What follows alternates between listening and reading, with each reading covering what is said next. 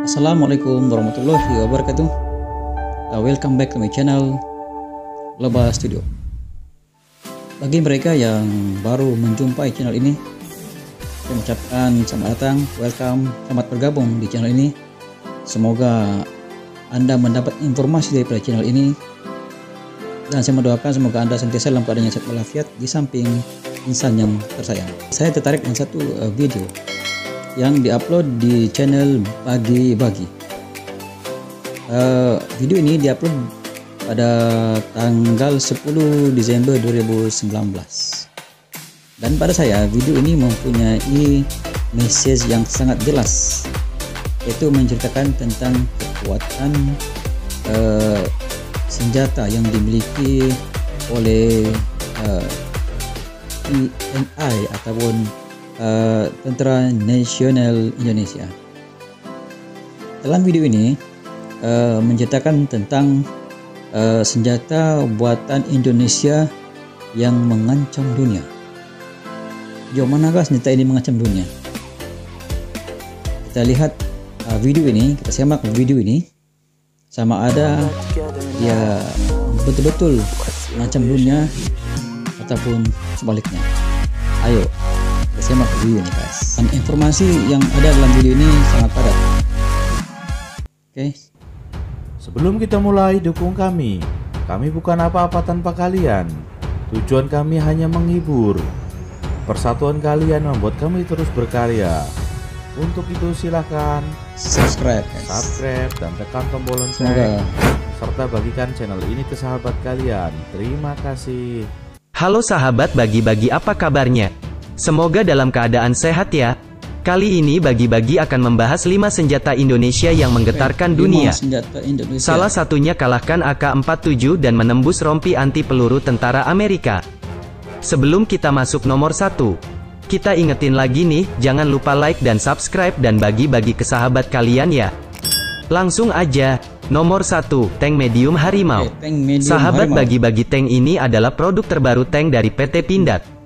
PT Pindad bekerja sama dengan FNSS Turki membuat medium tank bernama Harimau. Layaknya Harimau, tank ini mampu bergerak lincah namun memiliki akurasi serangan. Tank Harimau itu dipamerkan di Indo Defense 2018 Expo, Kemayoran, Rabu, tanggal 7 November tahun 2018. Kenapa memilih nama Harimau? Karena kemampuan Harimau dalam menyergap dan mobilitas tinggi. Itulah yang kita inginkan. Kemampuan gerak dan manuvernya lincah sekali, ucap General Manager Kendaraan Khusus PT Pindad, Agus Edi, kepada wartawan. Kerja sama Indonesia dengan Turki ini dimulai pada tahun 2016. Pada Oktober tahun 2018, tank sudah diuji coba dan mendapat sertifikat layak dari TNI Angkatan Darat dan Kementerian Pertahanan RI. Tanah gembur tak akan mampu menghambat kelincahan dari tank Harimau. Selain itu, transmisi mesin dibuat otomatis. Kemampuan tapak di tempat tanah yang relatif gembur, mampu arungi pasir yang mudah menjebak. Pasir kan mengikat. Tank ini ringan, ucap Agus. Karena ada teknologi transmisi. Kita punya teknologi transmisi terbaru, ucapnya. Tank ini diisi oleh 3 orang, pengendara, penembak, dan pemberi komando. Agus menyebut pengendara tank akan nyaman di dalam tank sehingga mempermudah manuver. Pengisian peluru pun sudah dibuat otomatis. Dari sisi steer system seperti kokpit pesawat sehingga ringan. Kemudian, dari cannon, tembak isi sendiri, ucap Agus. Tank ini dibekali dengan peluru kaliber 105 mm. Biasanya, tank dengan cannon seperti ini harus diisi secara manual. Karena itulah, kita memiliki teknologi. Biasanya diisi oleh manusia, ucap Agus. Masalah akurasi tembakan, meski dengan mobilitas dan gerakan lincah, tank bisa kunci target.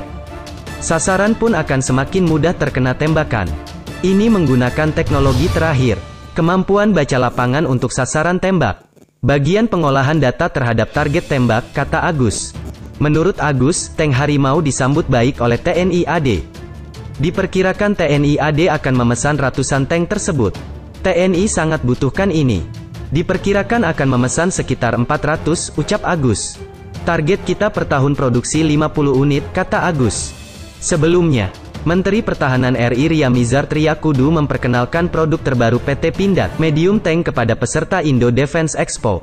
Dia berharap produk industri pertahanan Indonesia bisa diterima di dunia internasional. Pada event ini ada produk baru pertahanan nasional, yaitu medium tank yang diproduksi PT Pindad. Medium tank ini didukung penuh sebagai produk anak bangsa, ucap Ria Mizard dalam sambutannya. Direktur Bisnis Produk Pertahanan Keamanan PT Pindad, Wijajanto mengatakan, pihaknya tengah menjajaki ekspor tank Harimau di beberapa negara di 2 kawasan Asia, yaitu negara-negara di ASEAN dan di Asia Selatan. Kami sedang ikut tender di salah satu negara ASEAN dan di negara Asia Selatan. Di ASEAN 44 unit. Kalau yang di Asia Selatan 120 unit, katanya, seperti dikutip dari Antara, Jumat, tanggal 12 April tahun 2019. Wijajanto enggan menyebutkan nama negaranya. Jangan nyebut nama negara ya, nanti saya disemprit, ucapnya. Sahabat bagi-bagi, itulah salah satu produksi anak bangsa terbaru yang patut kita banggakan. Langsung aja kita masuk nomor 2. Senjata SS-1V1 buatan PT Pindad. Senjata SS-1V1 buatan PT Pindad yang digunakan Korps Marinir TNI Angkatan Laut, mampu menembus rompi anti peluru dan helm tempur yang digunakan Korps Marinir Amerika Serikat. Mantap nih. Menurut siaran media dari Dinas Penerangan Komando Armada RI Kawasan Timur Jakarta, Kamis, tanggal 14 Juli tahun 2016. Kehebatan senjata SS-1 yang dipakai marinir dibuktikan dalam latihan bersama dalam Multilateral The Rim of Pacific 2016 di Kaneohe, Hawaii, Amerika Serikat. Kemampuan senjata SS-1V1 melampaui senjata Steyr dan M4 yang digunakan marinir Amerika. Senjata Amerika hanya bikin penyok baja anti peluru setebal 1,75 cm pada rompi dan helm anti peluru buatan Amerika sendiri. Sedangkan senjata SS-1V1 mampu menembus rompi dan helm baja itu dengan mudah. Tentu saja membuat Amerika pelangap-longo. Bagaimana mungkin senjata buatan versi terlama bisa menembus rompi terbaru? Yang kita ketahui bahwa SS-1V1 adalah versi pertama dalam varian jajarannya. Senjata ini dibuat berdasarkan senapan FN-FNC dengan lisensi dari perusahaan National Belgia. Senjata ini juga diproduksi pertama pada tahun 1990, dan sudah berkembang ke sampai versi keempat. Gimana tuh kehebatan versi terbarunya ya sahabat bagi-bagi? Oke, lanjut saja kita masuk nomor 3, roket balistik RIRHAN-450 berdaya jelajah 150 km. Siapa yang belum tahu bahwa Indonesia punya roket rudal balistik? Yang belum tahu silahkan ngaku dan komen di kolom komentar ya. Sahabat bagi-bagi, Indonesia tengah gencar memproduksi berbagai macam alutsista demi mewujudkan kemandirian bangsa. Salah satu alutsista yang tengah dikembangkan adalah roket balistik jarak jauh, RHAN-450. Menjadi salah satu dari sekian jenis roket yang diproduksi anak bangsa yang terus dikembangkan. Roket balistik ini tengah dikembangkan Balitbang Kementerian Pertahanan dan Konsorsium Roket Nasional, yang terdiri dari PT Dirgantara Indonesia, PT Dahana, PT Pindad dan PT Krakatau Steel. Dikutip dari beberapa sumber, RHAN-450 pertama kali menjalani uji statis pada tanggal 21 Agustus tahun 2014 yang berlangsung di lapangan Sonda 8, Pamengpek, Garut, Jawa Barat.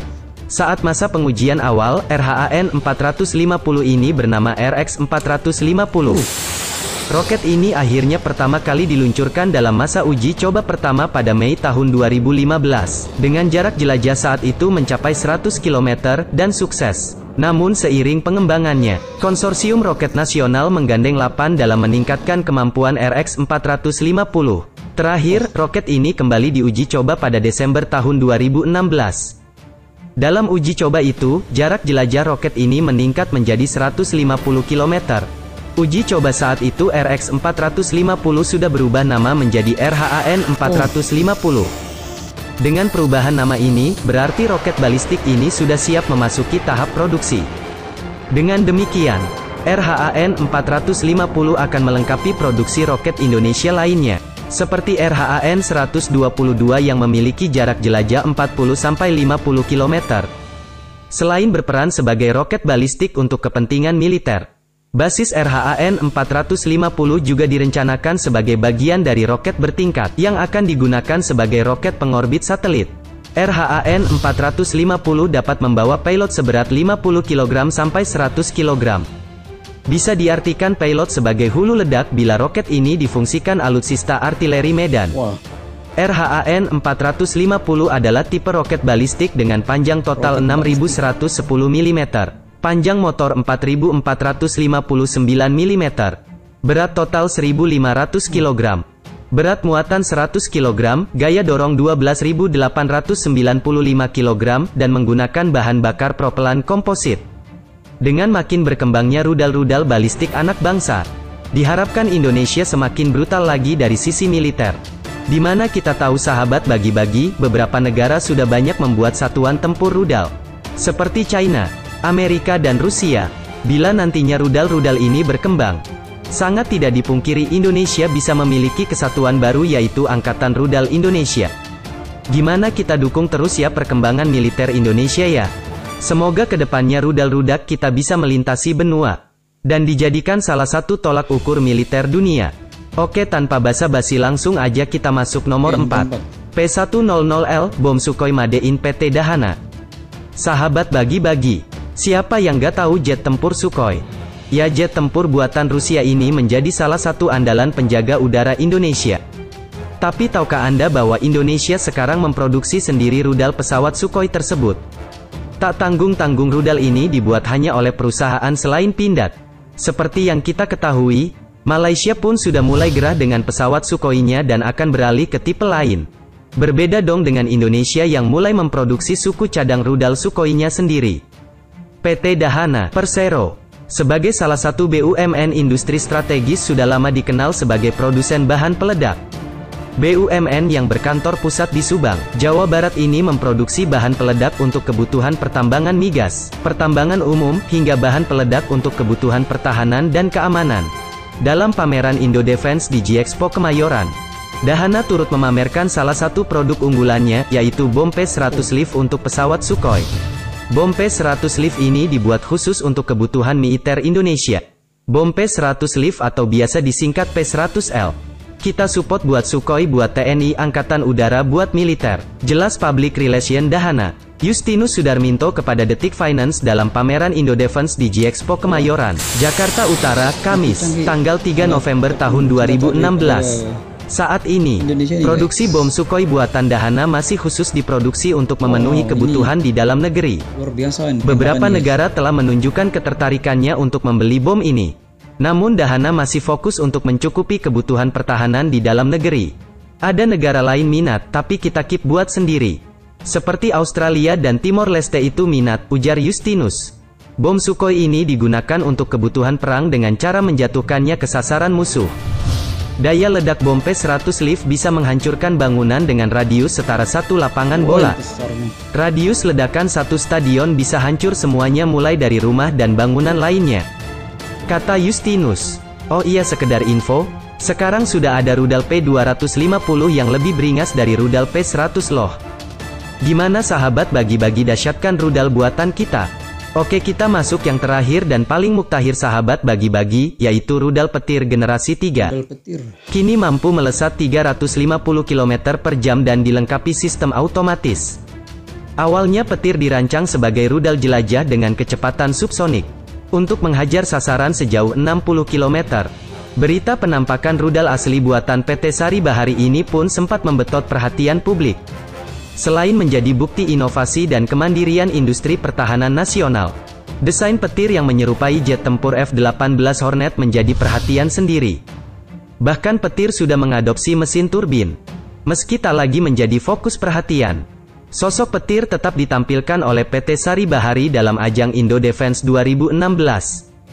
Masih dibalut warna cat kamuflase loreng biru. Pihak produsen kini mengarahkan pemasaran petir bukan sebagai rudal, melainkan dialihkan sebagai target drone. Mengutip sumber dari PT Sari Bahari, sebagai target drone kini petir dalam proses penjajakan untuk digunakan oleh satuan TNI dalam operasionalnya. Karena tidak dilengkapi fasilitas roda, petir dilontarkan lewat platform peluncur.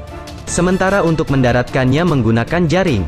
Petir dirancang sebagai rudal permukaan berkemampuan balistik. Dengan program yang ditanam, rudal petir dapat disetting untuk menuju ke target sasaran vital tertentu yang tidak bergerak, dengan titik rendahan terbang berada pada ketinggian 20 meter. Petir mampu melintasi kontur, sehingga meminimalkan untuk terbaca oleh radar dan menghindari frekuensi, serta mereduksi risiko di jamming. Poin keunggulan petir diantaranya untuk penginderaan sasaran. Diantaranya sudah mengadopsi multiple 3D point. Ini lebih maju daripada rudal yang menggunakan seekor. Konsekuensinya petir nanti dibenamkan prosesor tingkat tinggi untuk memproses data sasaran tembak. Petir menggunakan engine standar dengan kecepatan 260 km per jam. Teknisi sedang merancang engine sendiri yang diharapkan mampu mendongkrak kecepatan petir menjadi 500 km per jam. Sejak 2014, 3 prototipe petir menjalani serangkaian uji coba. Yang terakhir, pengujian terbang dilakukan di Pamengpeuk, Jawa Barat. Selama percobaan, petir belum diisi hulu ledak karena hanya menguji aspek aerodinamika. Petir diklaim cocok dengan kebutuhan militer Indonesia. Selama ini rudal dengan jarak jelajah 45-60 km belum terisi. Adanya rudal C701 dan C705 buatan Cina, yang dikembangkan dengan PT Dirgantara Indonesia memiliki jelajah 60-80 km dan 135 km. Sedangkan Exocet MM40 Blok 2 yang dimiliki berjarak 120 km. Dengan jarak jangkau yang lebih pendek. Tentunya diharapkan rudal yang sepenuhnya dirancang Putra Indonesia dapat ditawarkan dengan harga yang lebih murah ketimbang rudal-rudal besutan luar negeri. Spesifikasi petir V101. Panjang 1850 mm. Bentang sayap 1550 mm. Berat tanpa hulu ledak 20 kg. Airframe set. Carbon reinforced composite. Propulsion system set. Turbine engine truss. Berat hulu ledak 10 kg. Jarak jangkau pada uji perdana 45 km. Kecepatan uji tahap kedua 260 km per jam. Sistem elektronik PID controller 3D waypoint autopilot, GPS navigation, complete with 6 DOF sensor, dan 3 aksis magnetometer. Itu dia varian baru persenjataan Republik kita yang sedang menggeliat sahabat bagi-bagi. Itu sekian dari kami. Kami hanya menghibur, tidak ada maksud lain. Sampai jumpa di waktu berikutnya. Wassalam. Oke guys, demikianlah video daripada channel bagi-bagi. Untuk akhirnya, Lebah Studio ingin memohon maaf sekiranya tersalah informasi ataupun tersalah fakta dalam sepanjang reaction dalam video ini. Tiada niat lain, hanya bersama-sama untuk berkongsi maklumat.